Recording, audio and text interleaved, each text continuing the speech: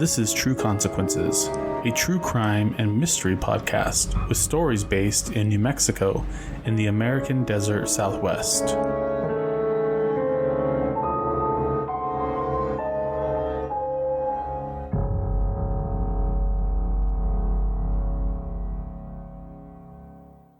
Welcome back to True Consequences. I'm your host, Eric Carter Landine. Today we're talking about the New Mexico Prison Riot, one of the worst riots in the history of the United States. I also have a special guest on my show today. Her name is Lydia Wohlberg, and I've known her for over 30 years.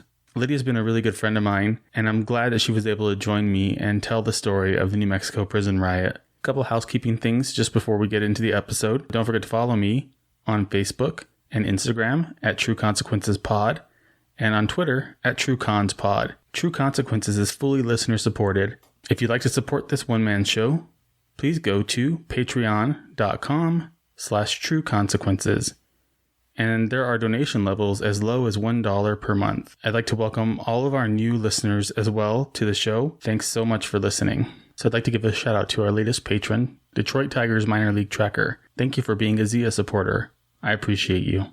Okay, I think that's all we have. So this is going to be a little bit different from some of my other episodes that I've done. I'm actually really excited about today. I've been waiting for today for a few months. I have a special guest with me here who is somebody that I've known for, I would say probably 30 years now. Maybe close to 30 years. That gives away our age and makes us seem really old. Speak for yourself.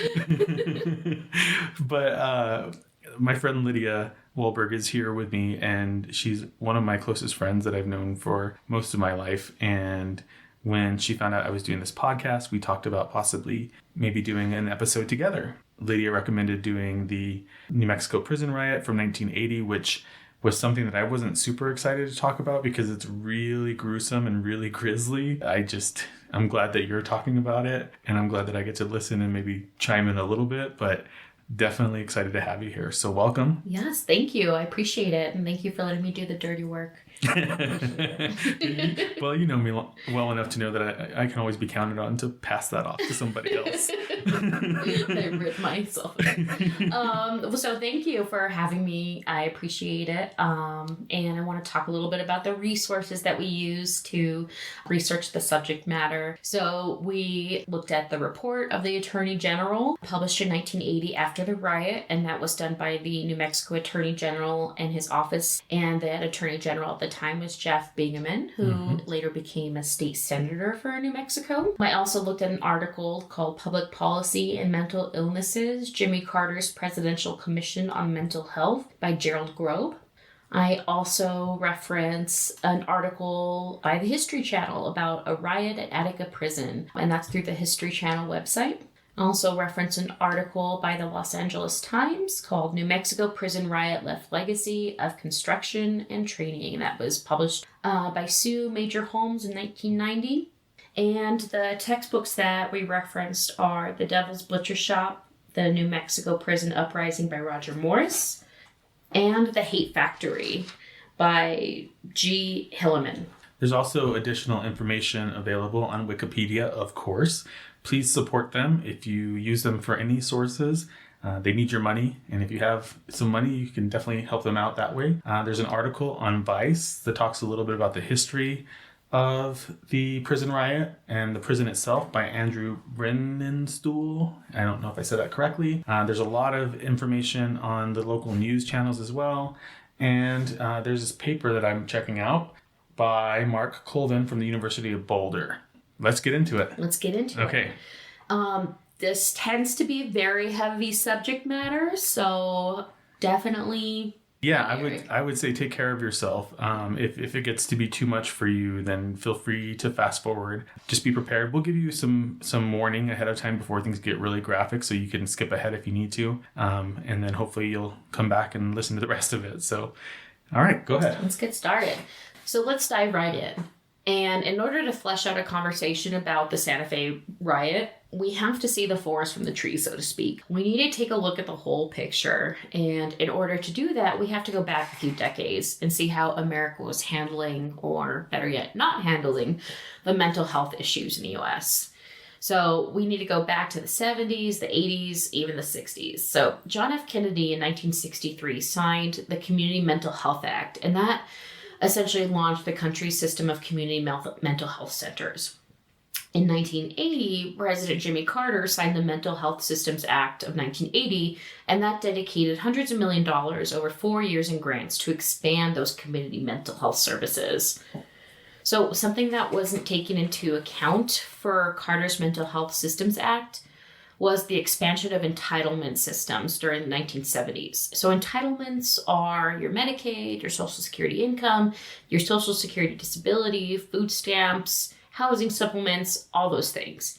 So ideally, it was thought that the expansion of those entitlements would be a safety net for those suffering from severe mental illness. It would basically give them money to live in the community. So it meant that hospitalizations in state-funded mental health institutions were decreased drastically.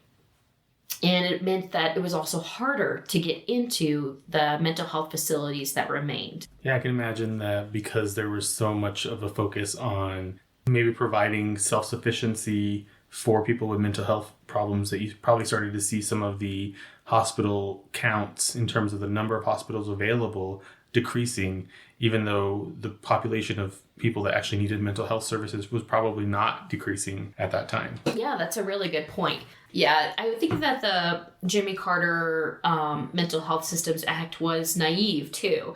I mean, it was good intentioned. They wanted to expand these community health resources, and they thought that these other entitlement programs would really provide a safety net and enough financial resources for those who were like severely mentally ill. But that just wasn't the case. So there was also assumed that when the severely mentally ill people were returned to the community, that they were going to be able to get their outpatient services through these mental health services, and that they were going to have family and friends to care for them using the supplemental income. However, it wasn't really realized that the majority of those residing in mental health facilities had no one in their life to take care of them. So they were largely unmarried, divorced, or widowed. So the time frame leading up to the Santa Fe Penitentiary riot, mechanisms tasked with addressing mental health were completely disorganized. So there was money focused on expanding financial resources for those living in mental illness, but there was no uniform approach in place to address the mental health issues, and especially those requiring intensive long-term treatment and management. And researcher Gerald Grobe wrote in his article, this disarray and lack of any unified structure of insurance coverage or service integration forced many patients with serious mental illnesses to survive in homeless shelters, on the streets, or even in jails and prisons. Another historical footnote for our conversation about the New Mexico State Penitentiary riot was another prison riot that took place nearly a decade earlier, and it had many of the same features. On September 9th, 1971, over 1,200 of the estimated roughly 2,200 inmates rioted and took control of the Attica prison. I heard of this, yeah. Yeah, so they took 42 staff members hostage, and 39 guards and employees were held hostage for 4 days. And negotiations to end the siege basically failed. And in a last-ditch effort, the state police ran in, guns blazing, which left 10 hostages and 29 inmates dead. And at the time, the Attica riot was the worst prison riot in U.S. history. Inmates highlighted overcrowding, inhumane conditions, and poor treatment from the guards as the prelude to the violent affair. So this is a good segue into the state of the prison in Santa Fe at the time that all of this pressure was building up. To understand that, you probably want to know a little bit about what the Santa Fe Penitentiary was like, or the New Mexico State Penitentiary was like, leading up to this. So this penitentiary was touted in the 50s as a state-of-the-art, top-of-the-line, amazing prison that was going to solve all the problems that they were facing back in the 50s, which were overcrowding, unsanitary conditions, as well as dilapidated buildings and things like that. The state was so proud of this new prison that they invited the public to come and hang out in the prison before they brought all the inmates over. So there were kids pretending to sleep on the cots and running around in the cells. And they had like a little picnic in the yard. They touted the recreational area be able to rival any of the best high schools in the state. So it was really seen as this amazing jewel of penitentiaries. And as you're going to go into, I think it slowly kind of went downhill from there. So no longer the summer camp thing. So keeping the reasons for the Attica riot in mind, again, overcrowding, inhumane conditions, poor treatment from the guards, one would think that prison officials would be especially cognizant to these complaints when overseeing a potentially volatile environment like a prison. But Santa Fe penitentiary officials seem to have their heads buried in the desert sand. As the New Mexico Attorney General report highlighted, the Santa Fe riot was not a fluke. There was substantial evidence and other secondary factors to indicate that a riot was inevitable.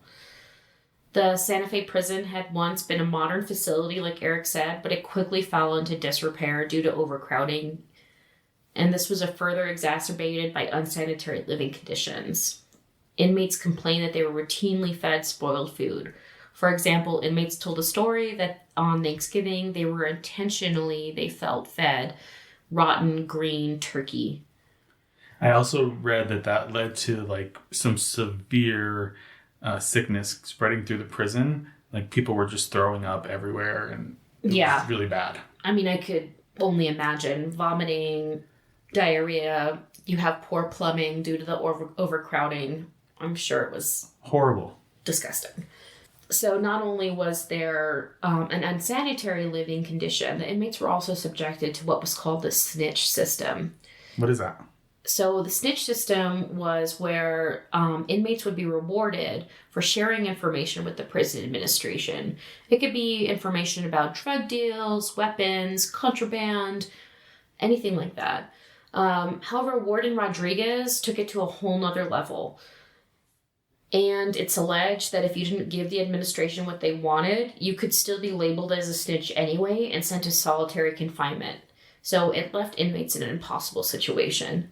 That's a good way to make sure you're not popular. Right. Yeah. And to add insult to injury, most of the rehabilitation programs were being cut. So the education programs, learning any sort of trade, those were all being axed by the administration. So this inevitably left inmates with a lot of time on their hands, and I don't think that's a good combination. No. So according to the Attorney General's report, quote, the first indication of a possible hostage seizure came from a memorandum regarding dormitory E2 from Dr. Mark Orner, a prison psychologist. And this memo was sent to Superintendent of Correctional Security, Manuel Coronellos, on January 2nd, 1980. So Orner allegedly relayed intelligence that he gathered from inmates, stating that inmates were planning to take hostages and that ammunition and homemade firearms were going to be used in a takeover. So again, this was documented in an official memo. Again, according to the Attorney General report, a January 23rd, 1980 memo from Deputy Warden Montoya to Warden Griffin discussed the possibility of a hostage taking by inmates in cell block 3. It went on to say that this hostage seizure was to take place after the evening count. Montoya further states in the memo that a confidential informant had stated that inmates in cell block 2 were making knives and then distributing them to other inmates to use in a takeover. So in response to the memo, Coronellos, the superintendent, recommended basically transferring some inmates out of cell block 3 for their protection. And even though at least one shift captain had mentioned to his staff that they had received this information about a possible hostage or riot situation, there was no increase in security, and none of the information really trickled down to other people who may have needed it. Another alarming factor is that allegedly 1 week prior to the Santa Fe riot, the warden required guards to read the riot plan that they had. But according to the Attorney General report, only 2 staff members found the plan and read it. And to add insult to injury, the plan itself highlighted warning signs that indicated a riot is imminent, such as transfer requests, unrest amongst the inmates, all of the warning signs that had been documented in those previous memos. There was also a massive lack of efficient communication. The official memos were not shared with the guards, so many were left in the dark, and there was just a huge failure to connect the dots.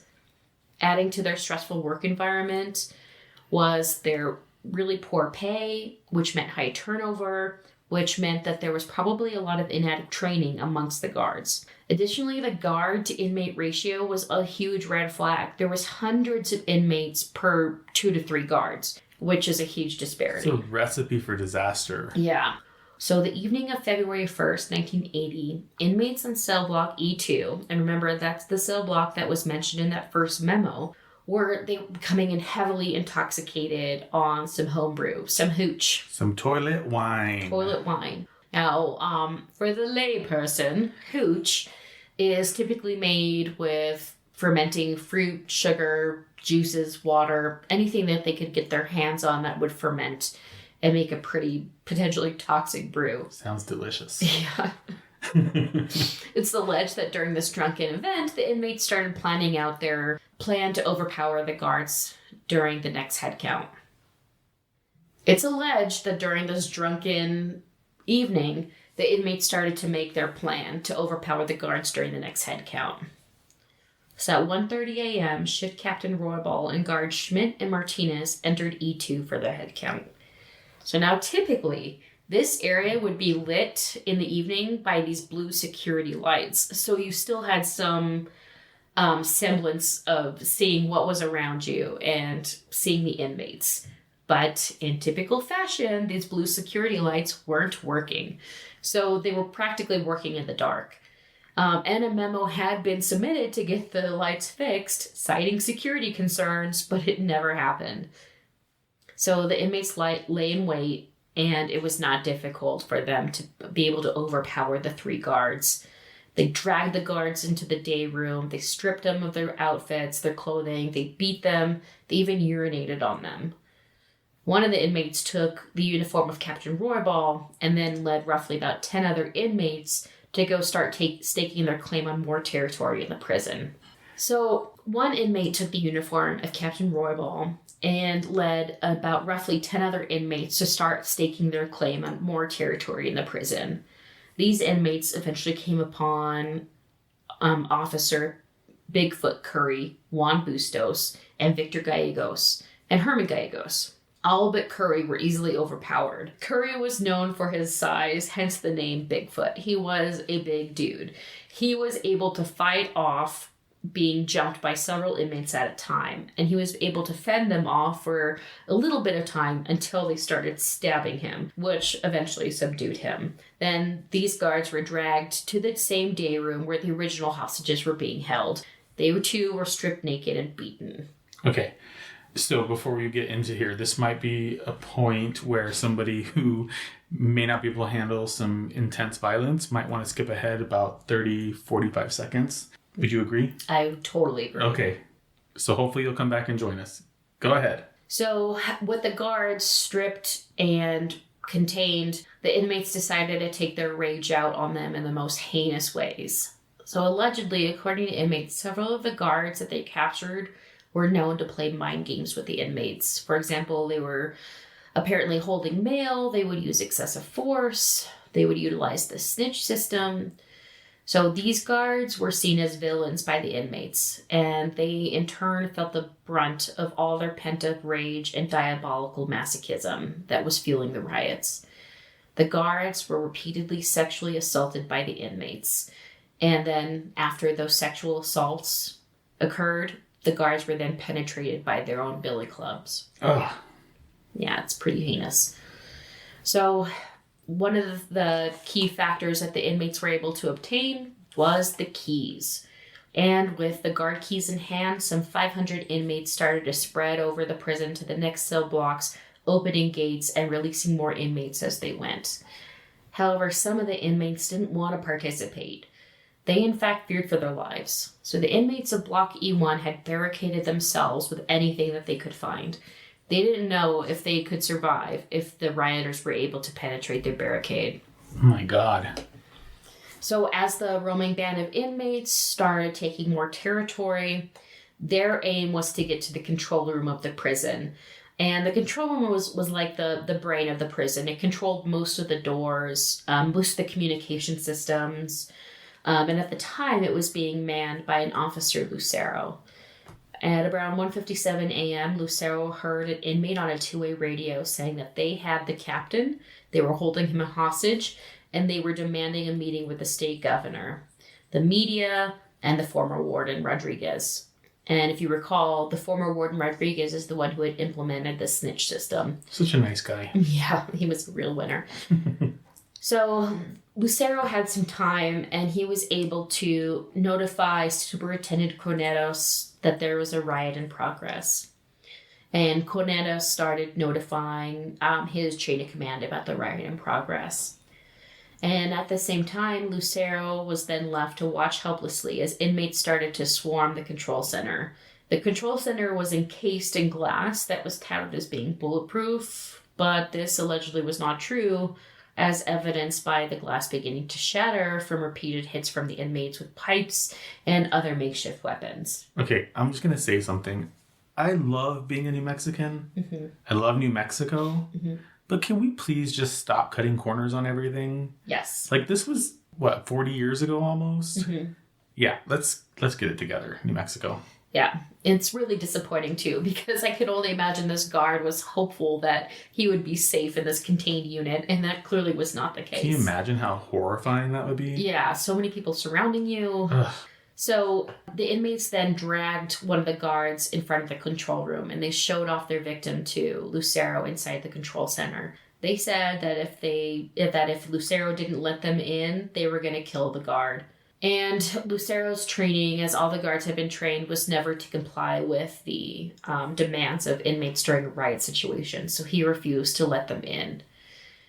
But they just continued to beat on that glass, and they were getting very close to breaching it before Officer Lucero was rescued by another officer named Officer Sidibaca. And they were able to escape just in time as the rioters were penetrating the control room. But one thing that was really unfortunate about their escape is that they left keys in the control room.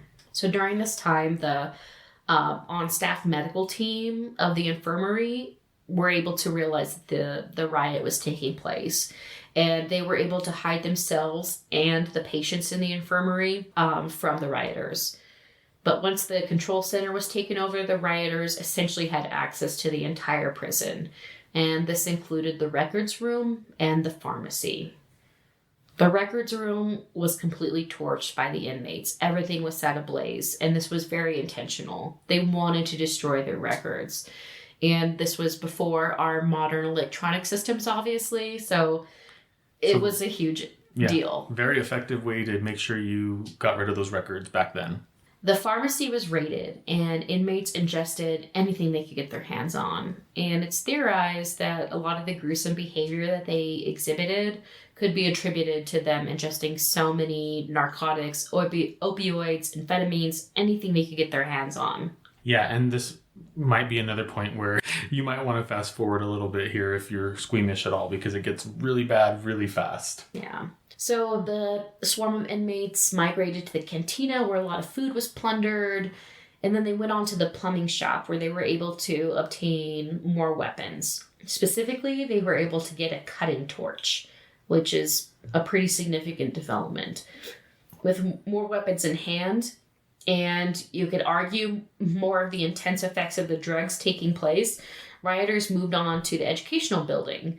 And without keys to open the doors of that building, they were able to use their newly acquired cutting tool to gain entry. And inside the educational building was a stowaway guard. Officer Hernandez had been able to hide in there. But once they were able to gain access, he was no longer safe. Officer Hernandez was very new to working at the prison, and luckily, he didn't have much of an impact on the inmates during his short tenure there. So thankfully, his beating was brief compared to the guards who had been captured prior to him. So moving along the way, more inmates from the general population were being released. And more inmates were being specifically targeted by this roaming band of inmates. One specific inmate that was being targeted was named Juan Martinez. So it's alleged that he was a paranoid schizophrenic, And it's alleged that he was often targeted by other inmates due to his compromised mental state. A rioter, armed with a tear gas canister, opened his cell, pointed it directly at his head, and fired. Apparently, it did kill him instantly, which I guess you could say is the only positive of something like that. Yeah. Oh, so God. He luckily wasn't subjected to torture if he was killed instantly. Some people were not so lucky. Right. So the rioters decided to set their eyes on those inmates of E1.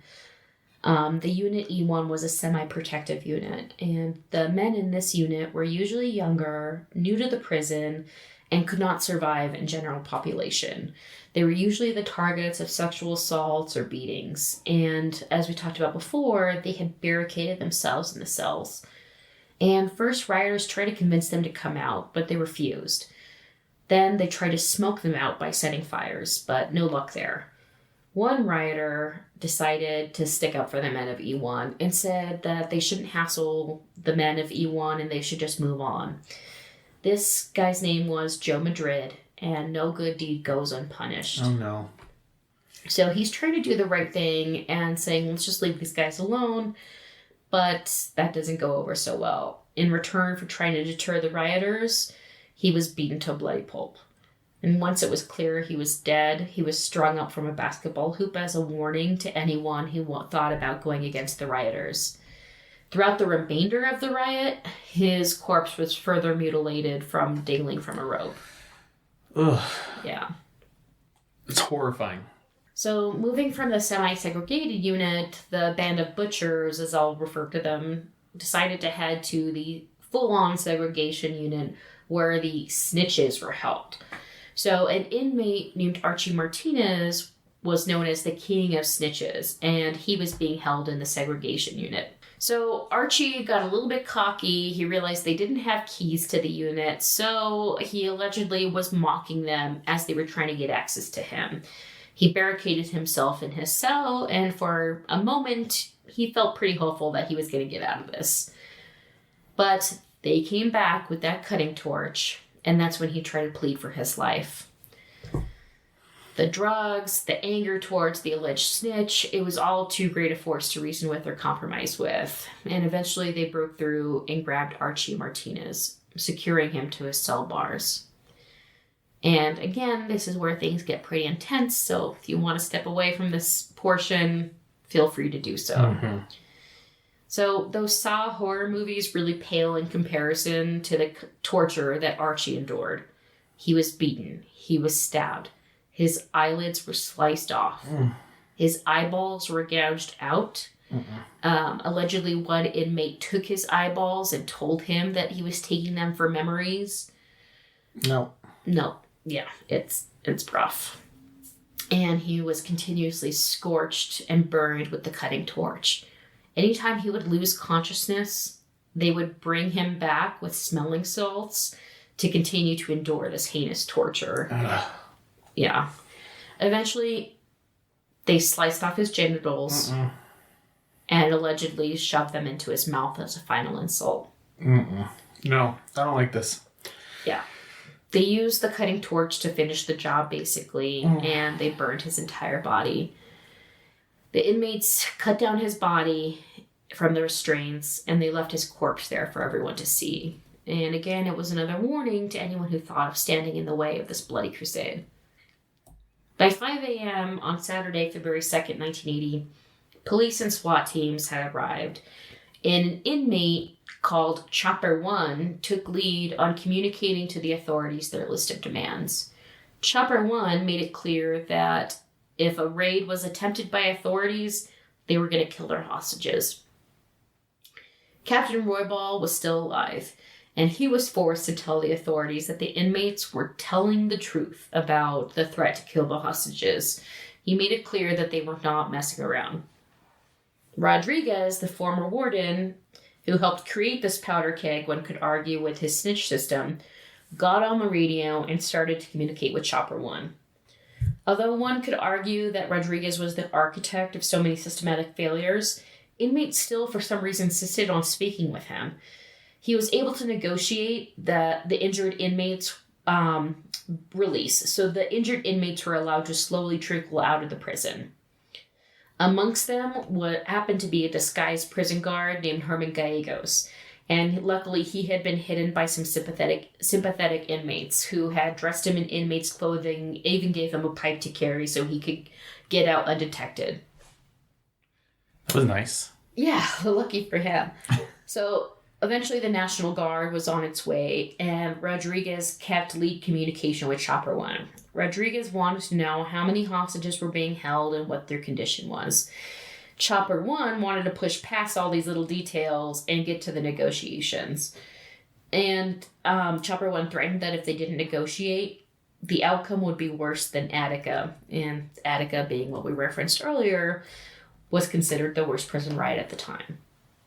So inmates who had barricaded themselves in their units began breaking through the windows with whatever they could find. They wanted to get out so desperately that they were willing to take a chance surrendering to authorities rather being stuck with this murder squad on the prowl inside the prison.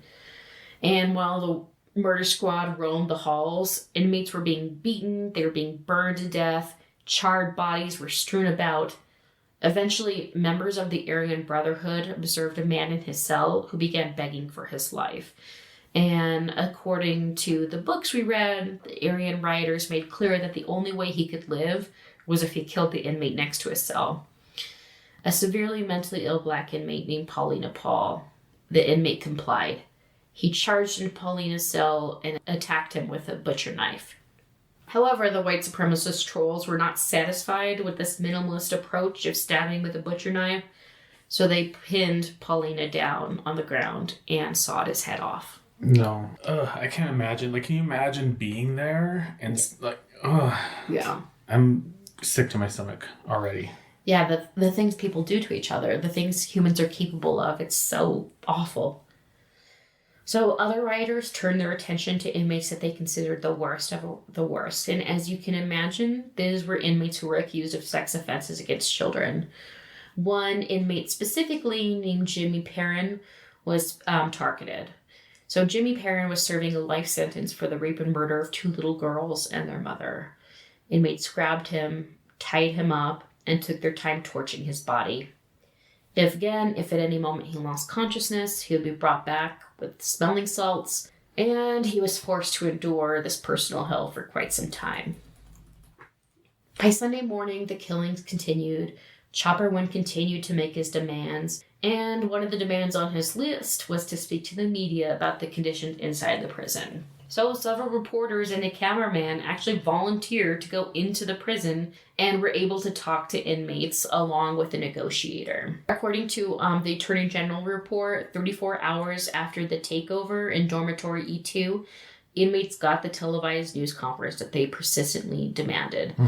Just after noon Sunday, employees of KNME and a cameraman set up an interview with inmate negotiators and inmates. And they were able to see some of the heinous situations going on inside the prison. By Sunday afternoon, inmates had been roaming inside the prison yard with only blankets to stay warm in the February weather.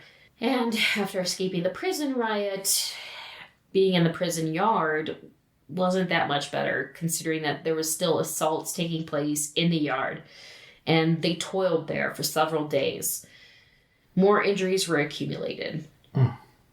And as the afternoon bled into the evening, the last of the hostages had been released, and after much hesitation, the National Guard, State Police, and the SWAT team were ordered by Governor Gary King to go in and take the prison back. Now, the National Guard, the State Police, and the SWAT team were very hesitant because they didn't know what they were walking into. They didn't know how many inmates still had control of the prison, what kind of weapons they had access to. Keep in mind, they basically ran the prison at this point and were able to get access to all the guard equipment. Yeah, they had all the keys and everything. Exactly. But Gary Johnson, as governor, said, you need to go in and take the prison back.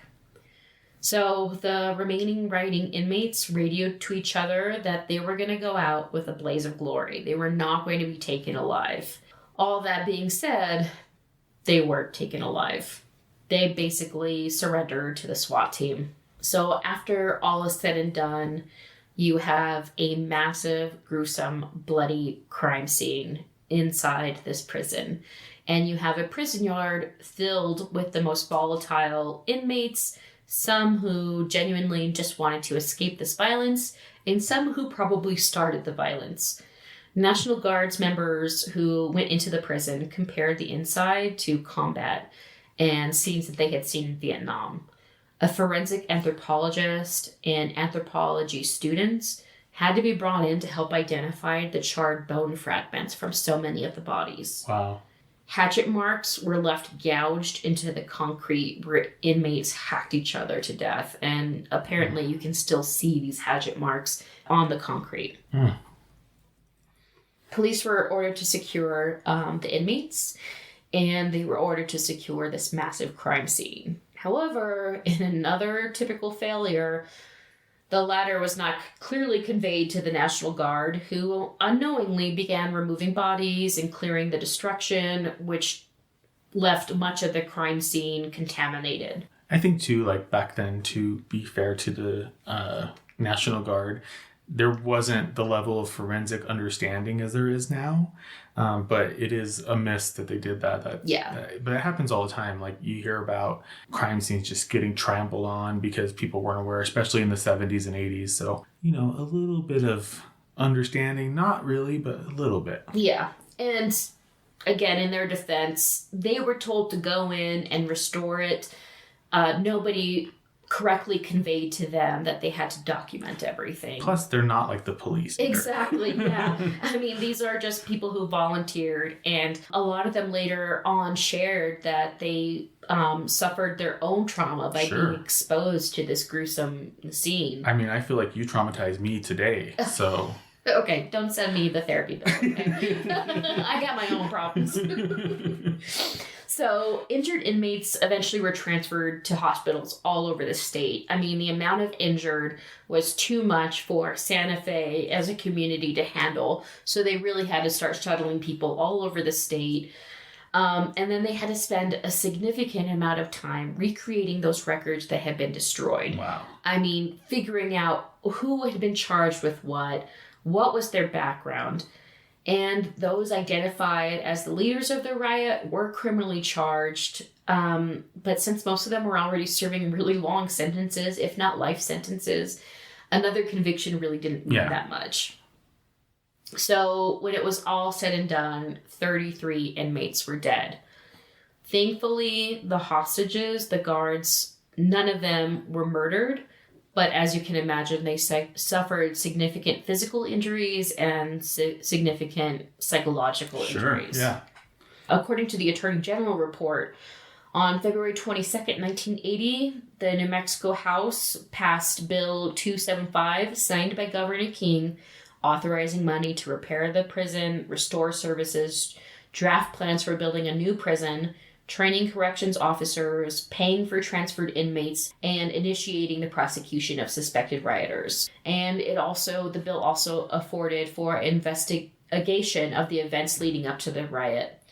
And that's where you got the Attorney General's report, which is very lengthy, but really did a deep dive into everything predating the riot, during the riot, and what happened after the riot. So it's a really important resource and important historical document for the state of New Mexico. And if you want to read that report, it will be on the website as soon as this episode launches. Yeah. So what do we have left for the building itself? I mean, it's still there. Yeah. So I heard that it turned into some sort of tourist attraction, and they conduct tours for the public to see the famous state penitentiary where the riot occurred. They've done some other stuff too, right? Yeah. They filmed The Longest Yard there. It's a remake of an old film. Mm-hmm. And according to crews who filmed there, they definitely believe that it's significantly haunted and there's a lot of paranormal activity there. Yeah. And I think Ghost Hunters went there, the Travel Channel show. Well, I mean, depending on what you believe, I would definitely think that there would be something, some residual creepiness at least, if nothing else. Oh, totally. Yeah, I don't want to go. I would be kind of curious to go. Not to exploit the tragedy, but I'm genuinely interested in seeing the space to kind of think about it, flesh it out more, I guess. Yeah. Maybe we can go. Yeah? I don't know. Organize a True Consequences tour. Hey, that sounds like fun. If you're interested, let Eric know. TrueConsequences.com. Yeah.